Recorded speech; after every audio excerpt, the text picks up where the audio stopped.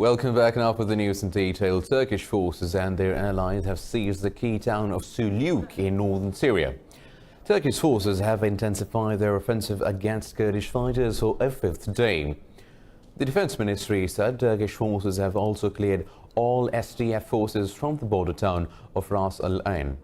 Earlier, Turkey rejected US President Donald Trump's offer of mediation between Ankara and Kurdish forces in Syria. Foreign Minister Mevlut Cavusoglu dismissed the proposal, saying Ankara does not negotiate with terrorists. Meanwhile, hundreds of people gathered outside the White House demanding the Pentagon initiate military action against Ankara. Speaking in Washington, Trump threatened Ankara with severe sanctions but ruled out a U.S. military intervention.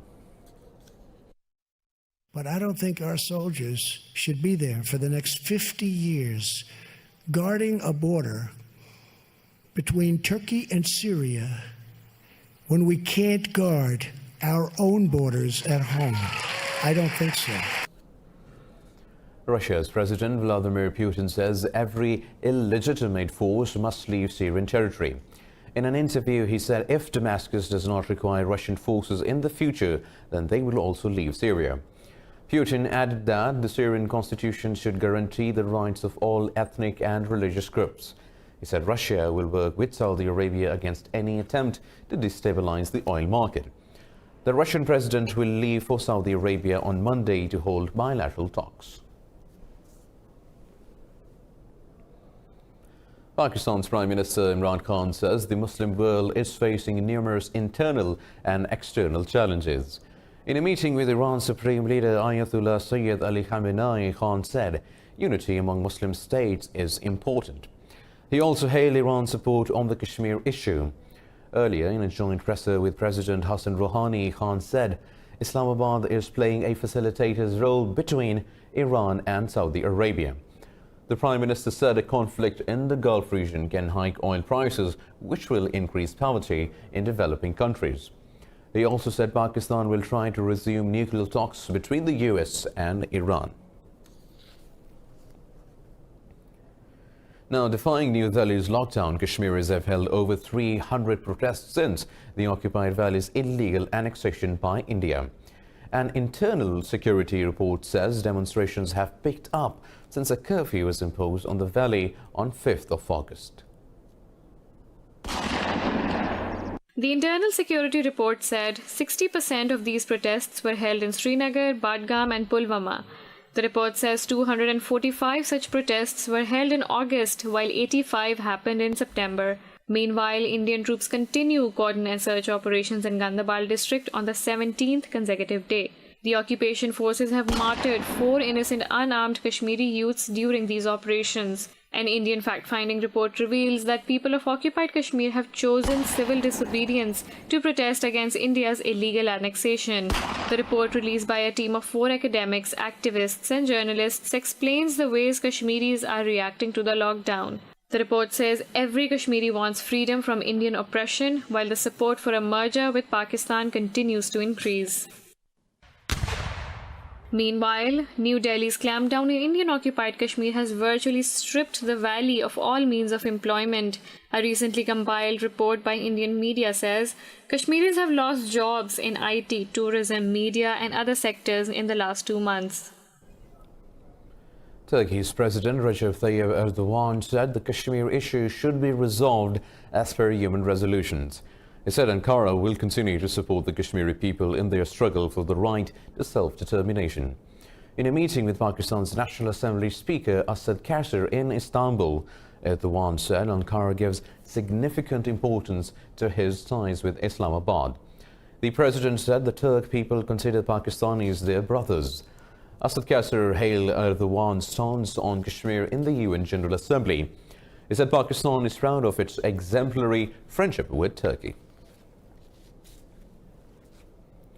Pakistan says Kabul's decision to close its Peshawar consulate is based on a distorted and misleading account. In a statement, the Foreign Ministry expressed regret over the Afghan government's decision. Kabul closed its consulate to protest the removal of its national flag from a disputed property in Peshawar's Afghan market. The statement said the issue in question was over a private property dispute settled by the court. Islamabad hoped a private legal case will not adversely affect relations between the two countries. The Foreign Office also expressed hope that Kabul would reverse its decision. Meanwhile, China's President Xi Jinping has arrived in Nepal for talks with Prime Minister KP Sharma. Xi is the first Chinese president to visit Nepal in 22 years. Both countries are expected to sign a deal to expand a railway link between the Himalayan nation and Tibet. The link will be part of China's Belt and Road Initiative, which Nepal joined in 2017. Nepal sees the rail link with China as an alternative to its dependence on India. Poles are voting in the parliamentary elections, with the ruling Nationalist Law and Justice Party poised to get a second term in office. Polls suggest the governing populists are banking on welfare measures to secure a win, but their majority is still at stake. Today's elections will determine the representatives for the 460-seat lower house. The winning party will have to get a majority of 231 seats to form a government. The ruling party benefits from a fractured opposition split into centre-right liberal, leftist and agrarian blocs. The new government will have to mend sword ties with the EU over judicial reforms, which the bloc called a threat to rule of law in Poland. Moving on, protest leaders in Ecuador say the decision to hold direct talks with President Lenin Moreno might have been put at risk by a military curfew. Moreno has announced a military crackdown over the capital Quito after protest violence against the government's austerity measures worsened. An indigenous group, CONE, has led protests against the withdrawal of fuel subsidies by Moreno for the second week. Moreno said he will reconsider and assess the fuel subsidy withdrawal. Analyze and revise the requests of indigenous and social groups in respect to the Decree 883, to study its effects, to ensure that resources reach the countryside so that its communities and those who benefit can manage their own resources. Now, Venezuela has barred Guatemalan President-elect Alejandro Yamet from visiting the country.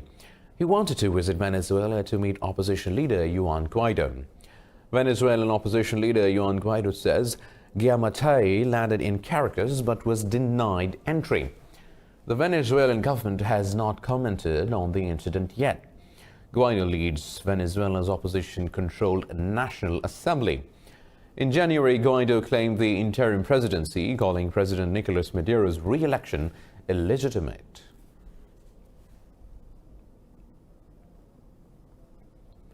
Seven million Tunisians are voting to choose the country's president in a runoff vote today. Businessman Nabil Karoui, recently released from prison, and conservative lawyer Kai Said are the two contenders.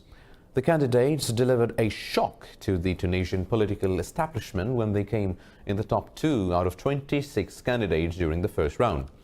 Said won 18% votes, and Karoui, whose party Kalb Tunis is the second strongest in the newly elected parliament, won 16%. Karoui spent most of his campaign imprisoned on charges of money laundering and tax evasion. Said campaigned on the principle of the 2011 revolution that brought democracy to the country. The runoff presidential election comes a week after the parliamentary election and 3 weeks since the first presidential poll. In the Afghan presidential elections, top candidate Abdullah's running mate has accused the Election Commission of orchestrating systematic fraud. This comes after major contestants, including Abdullah, accused the Commission of foul play. Asadullah Saadati, chief executive of Abdullah's candidate for second vice president, made the claims at a press conference.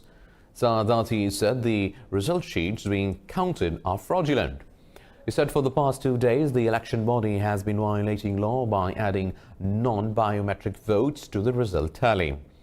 The Election Commission said a record low of 2.7 million voted. The election's preliminary results are not due until 19th of October, but officials have already hinted at further delays. In northern Burkina Faso, 16 people have been killed in an attack on a mosque during prayers in the town of Salmosi. Officials say the identity of the gunman is not yet clear. Residents said people have started fleeing the area due to a spat of ethnic violence.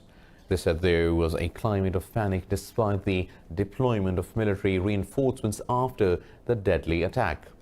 Meanwhile, thousands of people marched in the capital of Ouagadougou to denounce terrorism and foreign militia bases in Africa.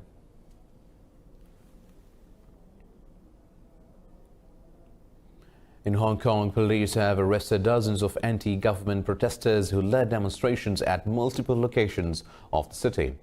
Some protesters vandalized shops and threw objects onto train tracks. The government said petrol bombs were thrown into the Kowloon Tong station's entrance and a government office was set on fire. Police fired tear gas to disperse the protesters.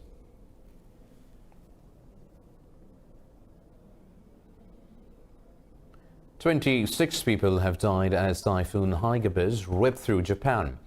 Torrential rains, high-speed winds and overflowing rivers have left almost 500,000 homes without power. Hagibis is the most powerful typhoon to hit Japan in 6 decades. Authorities say 18 people are missing and over 170 sustained injuries. Meanwhile, a Panama-registered cargo ship was found sunk in waters near Tokyo. 4 of the ship's crew members were rescued. The typhoon also burst a dike on the bank of Chikuma River, inundating the central city of Nagano. Military helicopters were deployed to rescue stranded residents near the river.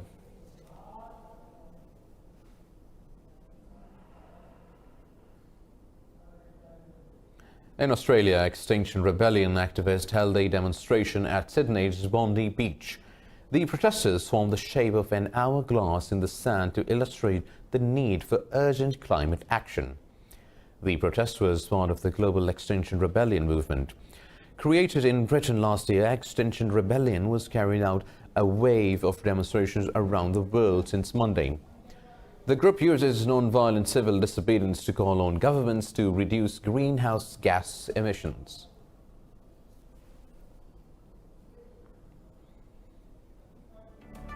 It's time for a short break. Stay tuned with Indus News.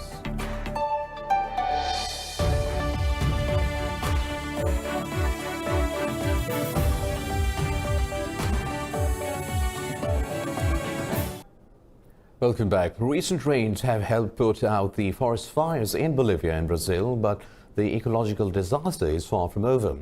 Scientists and meteorologists warn the fire's impact could disrupt South American rain patterns for years to come.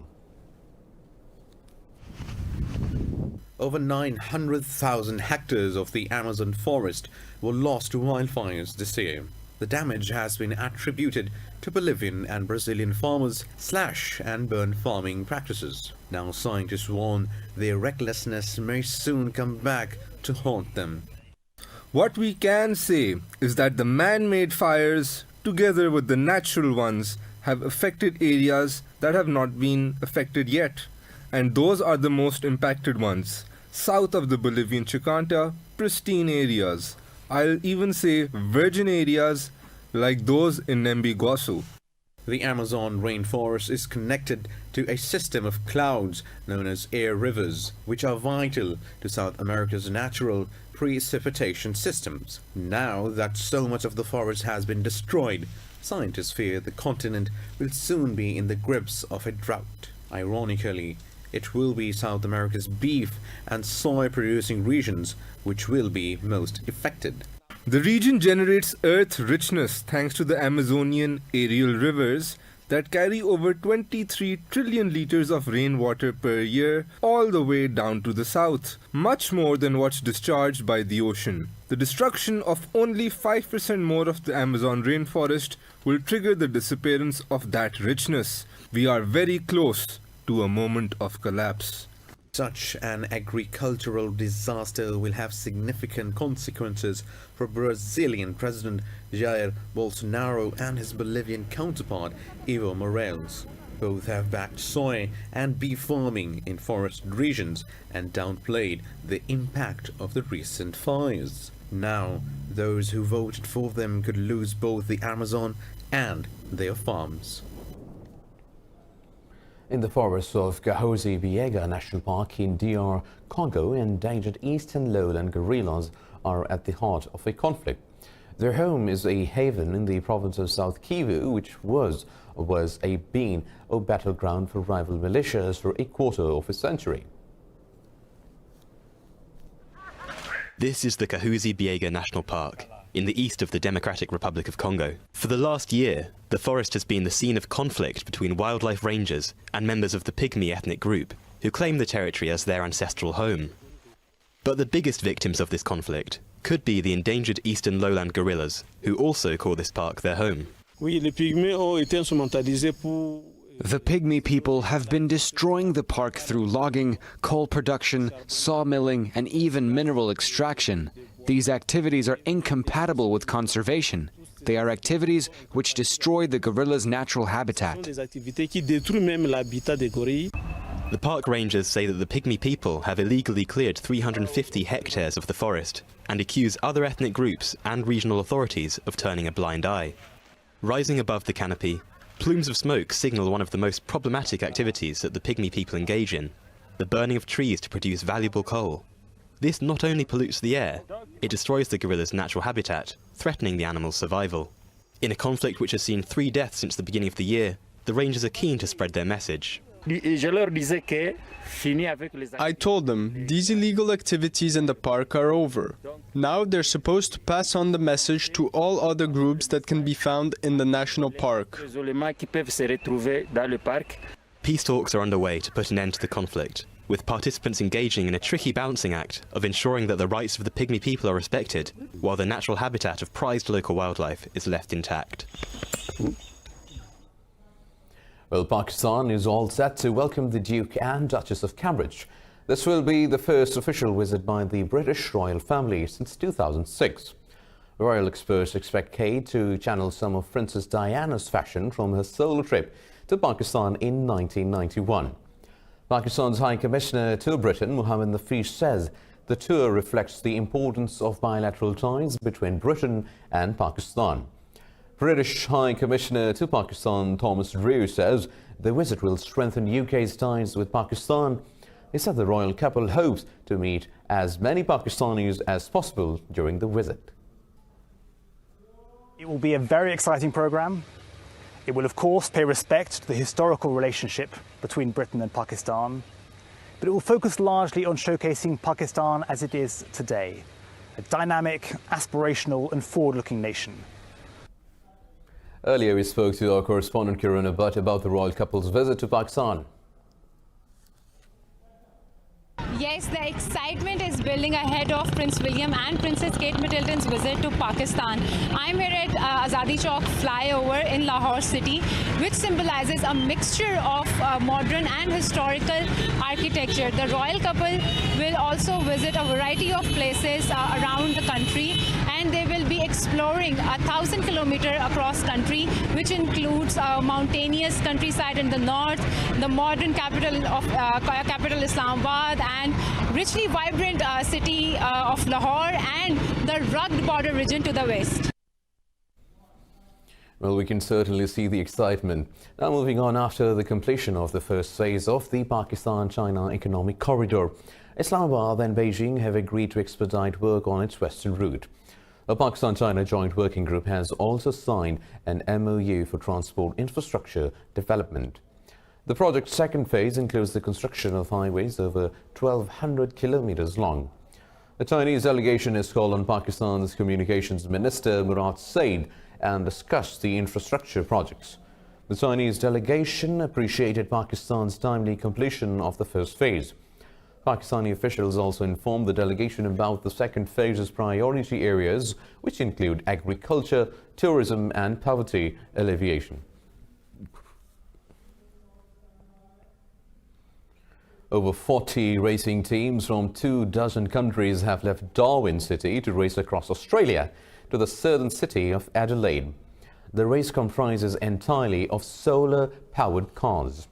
The 3,000-kilometre Bridgestone World Solar Challenge is one of the most prestigious solar car races. The teams will travel each day till evening and set up camps overnight. Most cars will take a week to complete the race. The Dutch solar racing team's car, Green Lightning, led off the competitors by recording the fastest lap at Hidden Valley Raceway. For today, we're just going to focus on doing the best that we can and hopefully just continue with the good flow that we've had so far. New York City is known for many things, including its art. The Museum of Modern Art has been at the center of the Big Apple's dynamic art scene. The museum is set to reopen with an extensive makeover later this month. New York's heralded MoMA reopens on 21st October after a multi-million-dollar makeover. MoMA, which moved here in 1939, has undergone remodeling 4 times to cope with a growing collection and increased footfall. This time, the layout reflects the philosophy of the museum's first director, Alfred Barr. When the Museum of Modern Art in 1939 built its first building, what distinguished that building most from previous institutions was it wasn't set in a park and it wasn't set up a flight of steps. The upgrade cost $450 million. It means the museum will be able to exhibit around 2,400 works a year compared to an average of 1,500. For the first time, artworks will be displayed by theme rather than time period. This notion of democratizing the museum, of making that whole ground floor visible everywhere and free, is very much part of the sort of character that we wanted to bring out together. For people wanting to see Pablo Picasso's iconic works, his water lilies and the ladies of Avignon will always be on show. Well, ladies and gentlemen, carrying a shared burden is something everyone has heard of in a relationship. But very few people have carrying their spouse on their shoulders for a race. Well, the North American wife-carrying competition is just that. Find out more in this report. 3, 2, 1, go! The North American Wife Carrying Championship is an annual event held in Maine that's greatly enjoyed by couples. This weekend is arranged its 20th annual event in Delaware. Couples from neighboring towns also take part in this fun-filled activity.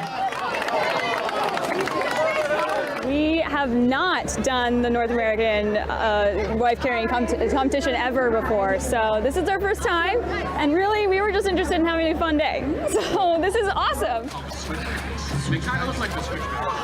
The husbands carried their wives and rushed through the racetrack. But this wasn't just as simple as a walk in the park. Couples had to brave through various hurdles, climb over logs, slog through a muddy water pit, and navigate a dirt pile in the shortest amount of time. We just came out here to have a great time, and we did, and we happened to win. So I know, it's great. The winner was awarded beer in his wife's weight as well as 5 times her weight in a cash prize. This unusual race has been making rounds on social media and thoroughly enjoyed by everyone. Well, I'll love to try that now. It's time for a short break. Sports news coming up next.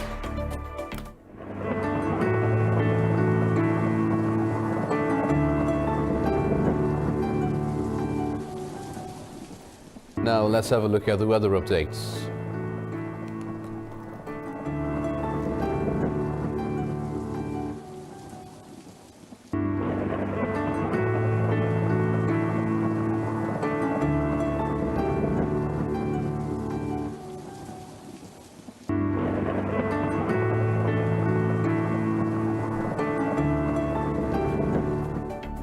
Well, with the weather update, we come to the end of this bulletin. For more news and updates, keep watching Indus News.